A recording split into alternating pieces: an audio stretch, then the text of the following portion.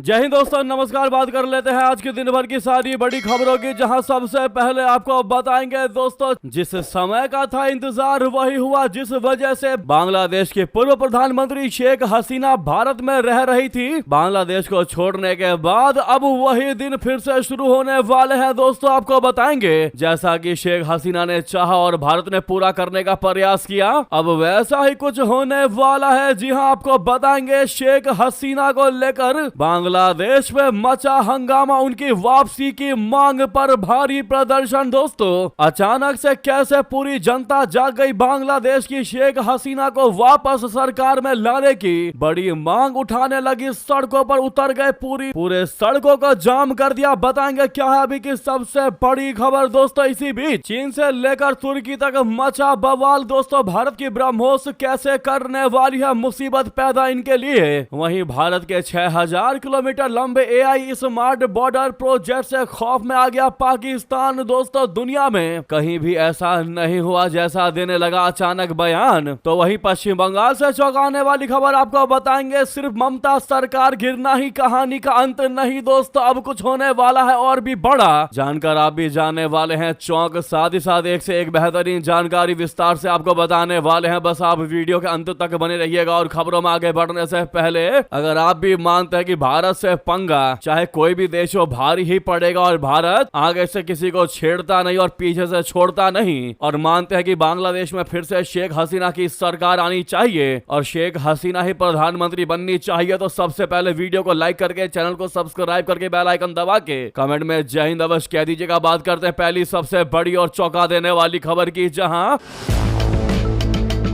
जिस पल का था हर किसी को इंतजार वो पूरा होता दिखाई दे रहा है दोस्तों। बांग्लादेश के चट्टोग्राम में मचा हंगामा, और हंगामा भी किस लिए दोस्तों आप जानकर खुश हो जाएंगे। शेख हसीना की वापसी की मांग पर यह भारी हंगामा, भारी प्रदर्शन हुआ है दोस्तों बांग्लादेश में। अंतरिम सरकार के राज में यानी यूनुस सरकार के राज में अराजकता, आर्थिक तबाही और खसरा महामारी, 70,000 से ज्यादा केस, बच्चे मर रहे, चल रही बेकार की जिंदगी के बीच दोस्तों तारिक रहमान के सरकार में भी सुख मिलता नहीं दिखाई दे रहा है बांग्लादेशियों को। और अब बांग्लादेश के लोग कंपेयर करने लगे हैं कि इससे बढ़िया तो शेख हसीना के राज में थे। कम से कम ऐसी महामारी या फिर संकट तो नहीं था देश में, या किसी चीज की कमी तो नहीं थी, महंगाई तो नहीं थी। लेकिन जब से ये सरकार बदले हैं, जब से शेख हसीना को भगाया गया है, तब से लेकर आज तक पूरा बांग्लादेश अनस्टेबल हो गया है और अस्थिरता आ चुकी है और धीरे धीरे लोगों में आक्रोश पैदा हो गया है दोस्तों। अब अचानक से ये लोग बम की तरफ सड़कों पर फूट पड़े हैं दोस्तों। अब लोग खुद ही शेख हसीना को वापस बुला रहे हैं। जी हां दोस्तों, लेकिन इसमें सबसे बड़ी चौंकने वाली इंटरेस्टिंग बात तो यह है कि जिन्होंने कल हसीना को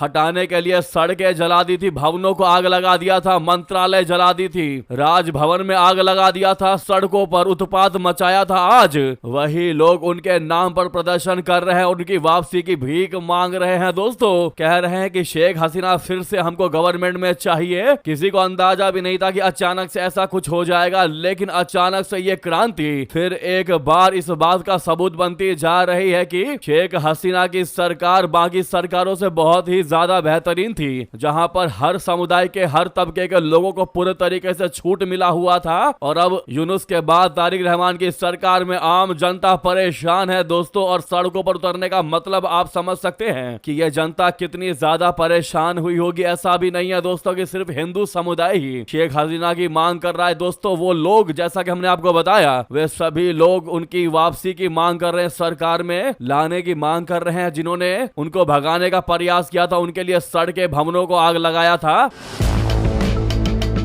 चट्टोग्राम शहर में हाल ही में प्रतिबंधित छात्र संगठन बांग्लादेश छात्र लीग के कार्यकर्ताओं द्वारा अचानक बड़े पैमाने पर रैलियां निकाली गई। इन रैलियों में कार्यकर्ताओं ने पूर्व प्रधानमंत्री शेख हसीना की सत्ता में वापसी की मांग की और जॉय बांग्ला के नारे लगाए। चटगांव के मुख्य मार्गों, विशेषकर नसीराबाद गवर्नमेंट हाई स्कूल के पास और जीईसी चौराहे के बीच इन प्रदर्शनों को देखा गया। और दोस्तों, ये छोटे छोटे प्रदर्शन अब बड़े बनते दिखाई दे रहे हैं। कार्यकर्ताओं ने हाथों में बैनर लेकर शेख हसीना वापस आएंगी, सरकार चलाएंगी के नारे साथ में जय बांग्ला जैसे नारे लगाए। ये घटना ऐसे समय देखने को मिली दोस्तों जब अंतरिम सरकार के नेतृत्व में बांग्लादेश गंभीर आर्थिक चुनौतियों, आंतरिक व्यवस्था और स्वास्थ्य संकट जैसे खसरे का प्रकोप से जूझ रहा है। दोस्तों इस भारी प्रदर्शन ने शेख हसीना के सपोर्टरों के लिए तो उम्मीद जगा दी है, वहीं तारिक रहमान सरकार की आंखें चौंधिया दी है। दोस्तों पैरों तले तारिक रहमान की और उनके कैबिनेट की जमीन खिसक चुकी है। अब वो इन प्रदर्शनों को रोकने का प्रयास कर रहे हैं। पुलिस भारी बल तैनात कर दी गई है, फोर्सेस को सड़कों पर उतार दिया गया है। दोस्तों ये बहुत बड़ी चौंकने वाली बात है और यही वजह है कि भारत ने अब तक शेख हसीना की वापसी नहीं की थी और अब ऐसा लग रहा है कि जब पूरा बांग्लादेश ही उनके बचाने की मांग करेगा, उनको सरकार में लाने की मांग करेगा, तब ऐसा हो सकता है कि जब वो बांग्लादेश वापस जाएंगी तो उनके बचाव में लोग खड़े मिलेंगे।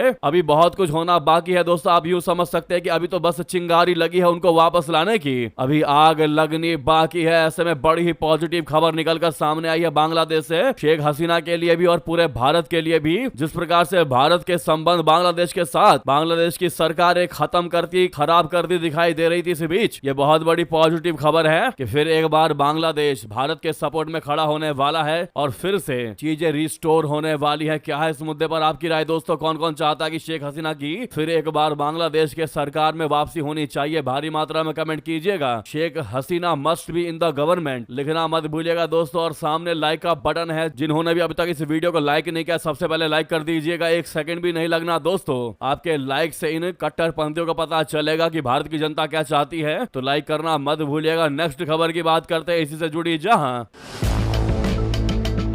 बांग्लादेश की बीजेपी का बीएसएफ पर तगड़ा आरोप, कहा भारत ने 13 लोगों को जबरन धकेला बांग्लादेश में। दोस्तों बांग्लादेश ने भारत के सीमा सुरक्षा बल यानी बीएसएफ पर 13 अवैध घुसपैठियों को जबरन उसकी सीमा में धकेल देने का आरोप लगाया है। बांग्लादेश की सीमा की निगरानी करने वाले बॉर्डर गार्ड बांग्लादेश ने कहा है कि बीएसएफ ने 13 लोगों को जशोर के शारशा उप जिला में शादीपुर की सीमा के रास्ते बांग्लादेश में धकेलने का प्रयास किया है। बीजेपी ने आगे कहा कि उसने तुरंत एक्शन लेते हुए इस समूह को देश में घुसने से रोक दिया है। बीजेपी ने बताया कि उसके रोके जाने के बाद ये समूह अब बॉर्डर पर मौजूद नो मैंस लैंड पर फंस गया है और खुले आसमान के नीचे रह रहा है। नो मैंस लैंड दो देशों के बॉर्डर के बीच का वो इलाका होता है जिस पर किसी का अधिकार क्षेत्र नहीं होता। बांग्लादेशी मीडिया रिपोर्ट में बीजेपी के हवाले से बताया गया है कि सोमवार शाम तक ये समूह खुले में देखा गया। किसी भी देश ने उन्हें सीमा पार करने की इजाजत नहीं दी। बांग्लादेश के मीडिया आउटलेट प्रथम आलो ने बताया कि घटना के बाद सोमवार शाम को दोनों देशों की बॉर्डर फोर्स के बीच फ्लैग मीटिंग हुई, जिसमें यह मुद्दा उठाया गया। जशोर 49 बीजीबी बटालियन के कमांडिंग अफसर ने बताया कि फ्लैग मीटिंग के दौरान भारत को साफ बता दिया गया कि इन लोगों को बांग्लादेश में घुसने नहीं दिया जाएगा। वहीं भारत, चीन और अमेरिका के डिजिटल चक्रव्यूह में बुरी तरीके से फंसा बांग्लादेश। महाशक्तियों के सीक्रेट वॉर ने बढ़ाई धड़कन। दरअसल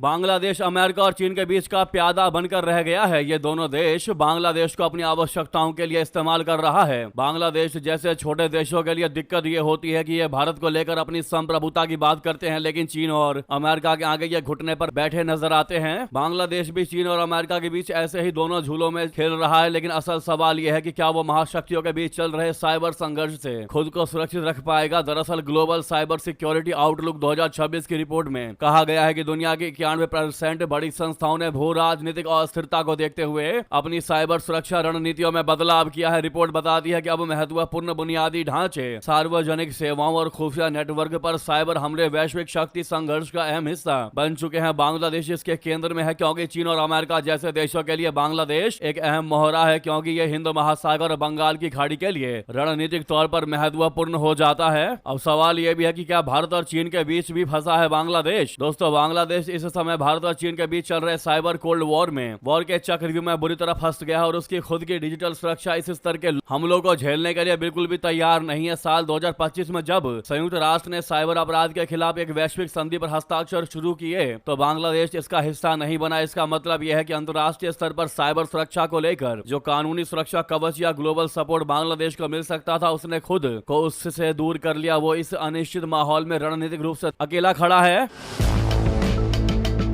तो वही आपको बता दे दोस्तों, नेक्स्ट सबसे बड़ी खबर, चीन से लेकर तुर्की तक मच गया भारी हड़कंप, जिसका कोई तोड़ नहीं। भारत की ब्रह्मोस मुसीबत पैदा करने वाली है। दोस्तों बता दे ऐसा क्या होने जा रहा है। दरअसल भारत की रक्षा नीति और कूटनीति में पिछले कुछ वर्षों में एक बड़ा और आक्रामक बदलाव आया है। भारत अब केवल हथियारों का खरीदार नहीं रहा, बल्कि वो अपने रणनीतिक हितों को साधने के लिए हथियारों का एक प्रमुख निर्यातक बन चुका है। भारत की ब्रह्मोस सुपरसोनिक क्रूज मिसाइल और रक्षा निर्यात ने अंतर्राष्ट्रीय चर्चा छेड़ दी है। चीनी विशेषज्ञों ने भारत की ब्रह्मोस मिसाइल को अंतर्राष्ट्रीय सुरक्षा का ट्रबल मेकर बता दिया है, जबकि तुर्की मीडिया में भारत द्वारा आर्मेनिया, ग्रीस और साइप्रस को हथियार सप्लाई करने पर चिंता जताई जा रही है। दोस्तों साउथ चाइना सी में चीन की विस्तारवादी नीतियों को रोकने के लिए भारत ने उन देशों को हथियार बंद करना शुरू कर दिया है जिनका चीन के साथ सीमा और समुद्री विवाद है। सिंगापुर में आयोजित शांग्री ला डायलॉग में 30 मई को भारत के रक्षा सचिव राजेश कुमार सिंह ने आधिकारिक तौर पर पुष्टि कर दी है कि वियतनाम के साथ ब्रह्मोस मिसाइल का सौदा हो चुका है। इसके अलावा इंडोनेशिया के साथ भी लगभग $450 मिलियन का ब्रह्मोस सौदा अंतिम चरण में है। इससे पहले भारत फिलीपींस का ब्रह्मोस मिसाइल की डिलीवरी कर चुका है। पहला बैच अप्रैल 2024 में और उसके बाद के बैच 2025 में पहुंचे। चीन की चिंता का कारण साफ है। ब्रह्मोस की स्पीड 2.8 मैक यानी आवाज की गति से लगभग 3 गुना तेज है। इसमें फायर एंड फॉरगेट मतलब दागो और भूल जाओ वाली तकनीक है। चीनी रक्षा विशेषज्ञों और थिंक टैंक ने खुले तौर पर ब्रह्मोस को अंतर्राष्ट्रीय सुरक्षा के लिए एक ट्रबल मेकर यानी परेशानी खड़ी करने वाला करार दिया है। उनका मानना है कि फिलीपींस और वियतनाम के पास ब्रह्मोस आने से चीनी नौसेना के लिए साउथ चाइना सी में अपनी मनमानी करना बेहद मुश्किल हो जाएगा। चीनी विशेषज्ञ ब्रह्मोस को दक्षिण चीन सागर में अपनी परिधि पर खतरा मानते हैं। फिलीपींस, वियतनाम और इंडोनेशिया को निर्यात से चीन के 9 डैश लाइन दावों पर दबाव बढ़ेगा। 2021 में एलएसी पर ब्रह्मोस तैनाती पर चीन ने तीखी प्रतिक्रिया दी थी।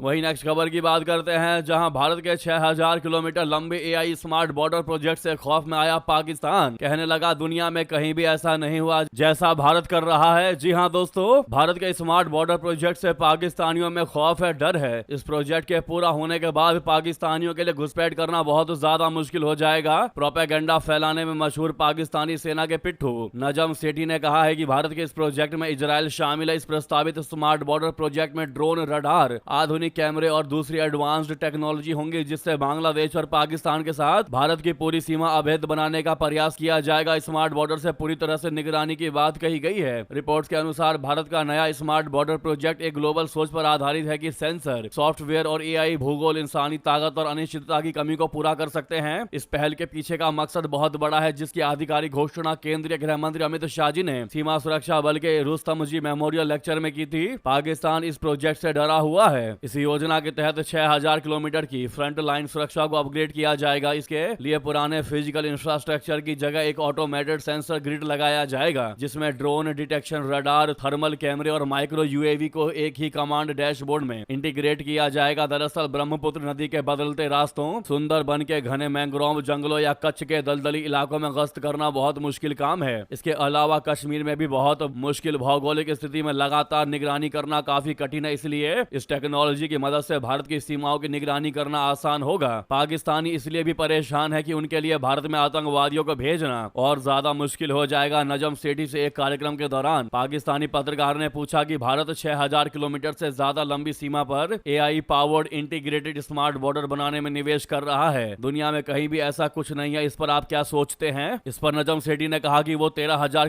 करोड़ रुपए का निवेश कर रहे हैं। ये एक बहुत बड़ा प्रोजेक्ट है। इसमें से ज्यादातर मदद इजराइल से मिलेगा। उन्होंने कहा कि यह बहुत बड़ी रकम है, $1.3 अरब का प्रोजेक्ट है और इससे वो सीमा पर डिजिटल फेंसिंग करना चाह रहे हैं। इसमें सारे सिस्टम इजराइल से आएंगे। इसको लेकर भारत के अंदर पहले से ही काम शुरू हो चुका है। इसके जरिए वो निगरानी करना चाहते हैं कि बॉर्डर की तरफ क्या आ रहे हैं। उन्होंने कहा कि भारत जो कर रहा है वो दुनिया में कहीं भी नहीं हुआ है। आपको बता दें दोस्तों कि भारत जो है वो बांग्लादेश, चीन, पाकिस्तान, नेपाल, म्यांमार, भूटान के साथ करीब 15,106.7 किलोमीटर की स्थलीय सीमा साझा करता है। इनमें से संवेदनशील करीब 6,000 किलोमीटर सीमा की डिजिटल फेंसिंग की जाएगी। इसका मकसद अवैध घुसपैठ, आतंकवाद, संगठित अपराध, मादक पदार्थों की तस्करियां, पशुओं, हथियारों और जाली मुद्रा की तस्करी पर अंकुश लगाना है। इसके तहत हवाई खतरों का मुकाबला करने के लिए जैमिंग और डिटेक्शन तकनीक का एकीकरण किया जाएगा। IGT शूल पल्स एंटी ड्रोन सिस्टम लगाया जाएगा। सीमा की रियल टाइम निगरानी के लिए smart fencing, sensor, radar, CCTV कैमरे और कमांड कंट्रोल प्रणालियों की तैनाती की जाएगी। जाएगी। जी हाँ दोस्तों, अगर आप भी मानते हैं कि आप लोग भारत के इस कदम का दिल से सराहना करते हैं और मानते हैं कि बिल्कुल सही डिसीजन है भारत की मोदी सरकार का, तो कमेंट में वी सपोर्ट दिस डिसीजन लिखना बिल्कुल मत भूलिएगा दोस्तों। और आपकी जो निजी राय हो वो भी जरूर कहिएगा। वहीं आपको बता दें, बंगाल में टीएमसी तोड़ सकते हैं निकाले गए विधायक, कहा हम असली तृणमूल हैं। 50 से ज्यादा एमएलए हमारे साथ खड़े हैं, नेता विपक्ष हमारा हो, चुनाव चिन्ह भी मिले। जी हां दोस्तों, बहुत बड़ी खबर, बंगाल में होने वाला है सबसे बड़ा खेला, वो भी खुद ममता बनर्जी के साथ। दोस्तों, ममता बनर्जी की पार्टी तृणमूल कांग्रेस 2 गुटों में बढ़ सकती है। पार्टी से निकाले गए नेता रिजू दत्ता ने दावा किया है कि 80 में से 50 से भी ज्यादा विधायक खुद को असली तृणमूल बताने की तैयारी कर रहे हैं। रिजू ने दावा किया है कि आज ये सभी विधायक विधानसभा स्पीकर के पास जाएंगे और 3 मुद्दे उठाएंगे। पहला कि हम ही असली तृणमूल कांग्रेस है, दूसरा ये कि विपक्ष के नेता रित व्रत होंगे ना कि शोभन देव, तीसरा ये कि हमारे पास 2/3 बहुमत है, इसलिए चुनाव चिन्ह हमारा ही होना चाहिए। बंगाल में टीएमसी के 80 विधायक है, नए गुट को मान्यता देने के लिए 2/3 यानी 54 विधायकों की आवश्यकता होगी।